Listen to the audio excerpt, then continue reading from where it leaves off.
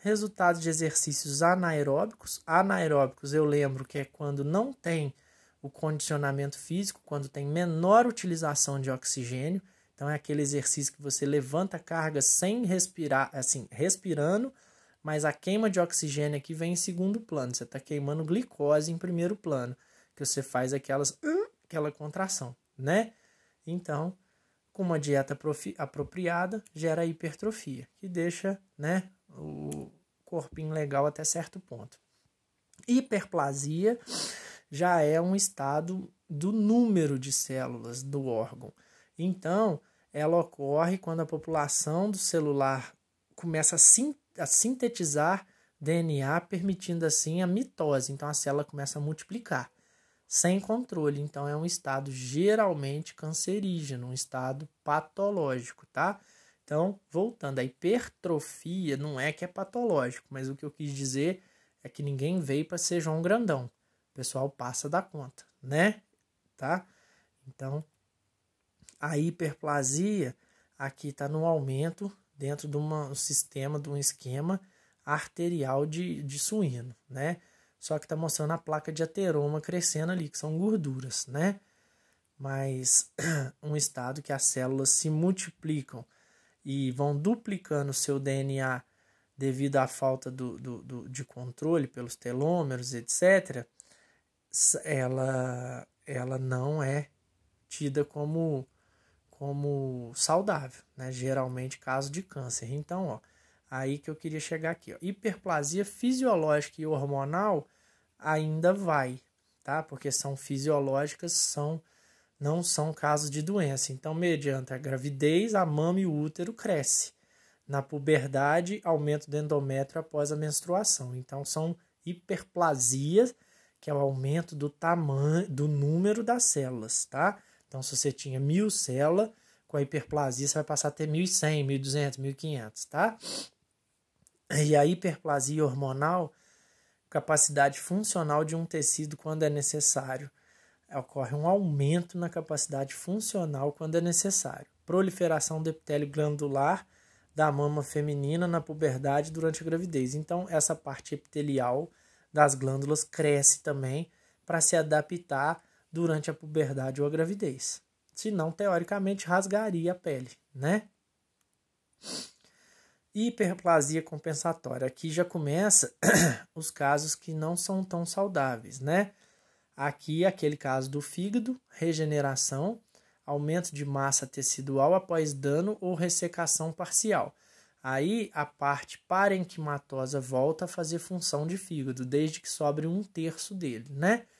Hiperplasia patológica, que é a maioria das células sofrem estimulação excessiva, alvo de hormônios ou fatores de crescimento. Então, aqui a gente já pensa em câncer. Então, é por isso que esse povo que usa anabolizante tem que ter cuidado, porque o anabolizante pode fazer uma hiperplasia patológica de alguns tecidos, quando já se há a tendência, tá?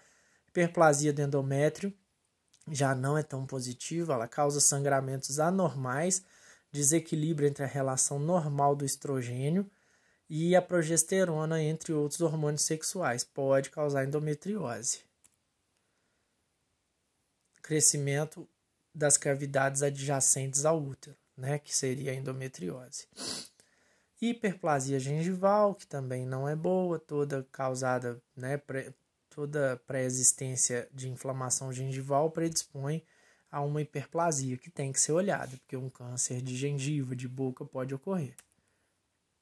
Da próstata, que é uma das piores, porque a próstata ela é um triângulozinho, mais ou menos assim, sei lá, que a uretra passa dentro dele. Então, o aumento da próstata vai aumentar a pressão sobre a uretra. Então, a pessoa começou a sentir dor ao urinar, lembrando que a próstata só homens que têm.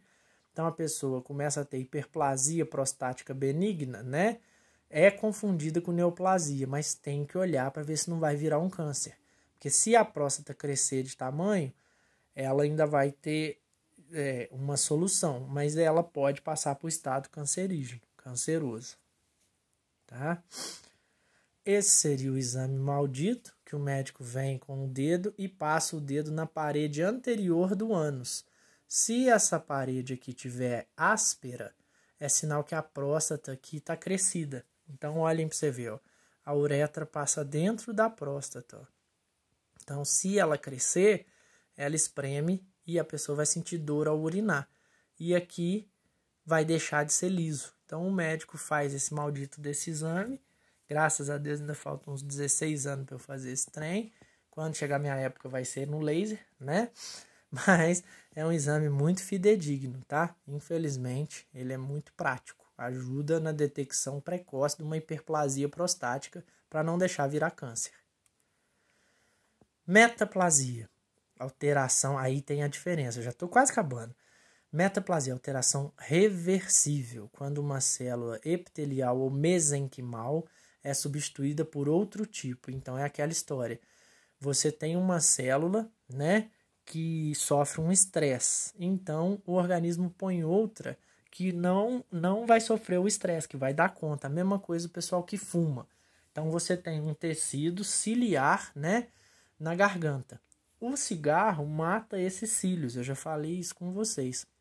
Então, o organismo faz metaplasia e põe um tecido conjuntivo que não tem cílios. Então, prejuízo. Ele aguenta a fumaça, mas a sujeira da secreção vai ficar toda dentro do pulmão.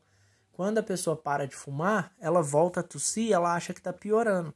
Mas não está piorando, é porque a metaplasia começa a voltar o tecido que tem cílio e ele começa a voltar a varrer o muco para fora. Aí a pessoa tem aquele pigarro, começa a aumentar a tosse. A pessoa fala assim, eu fumava e não tossia. Mas é porque você matava as células que te ajudavam a limpar o pulmão. Entenderam?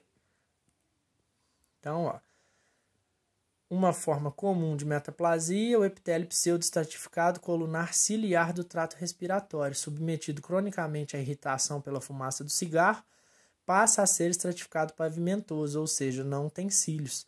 Deficiência da vitamina A, doença do refluxo gastroesofágico, ou seja, que queima esses cílios também, né?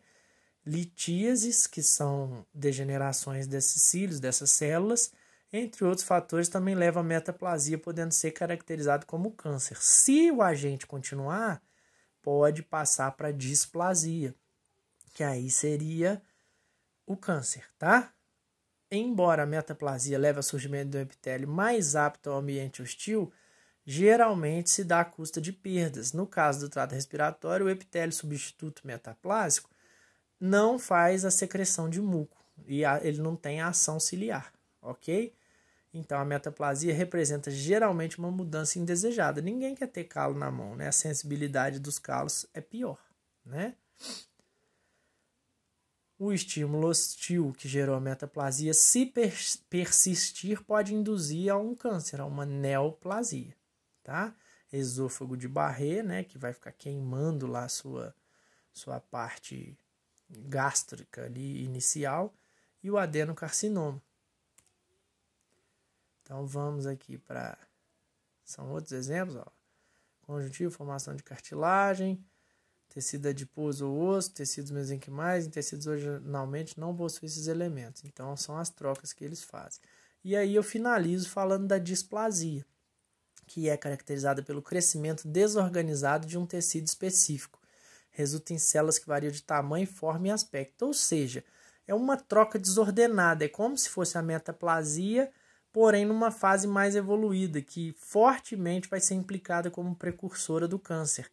Ela é adaptativa, pois é potencialmente reversível ainda, se tirar a causa de irritação. Mas se você não tirar, você pode passar a ter um câncer. Aqui seria, por exemplo, as células que estão sofrendo agressão, ó, é um exame de varredura óssea, então aonde ele brilha aqui são displasias, são células que não eram para estar no lugar. Então, alguém já viu aquele filme Tá Escrito nas Estrelas, que o cara fala que brilhou todo, que ele fez um exame? Então é mais ou menos isso, olha lá como é que brilha os pontos. Então, essas células podem estar começando a ter um fator degenerativo autodestrutivo que pode levar ao câncer.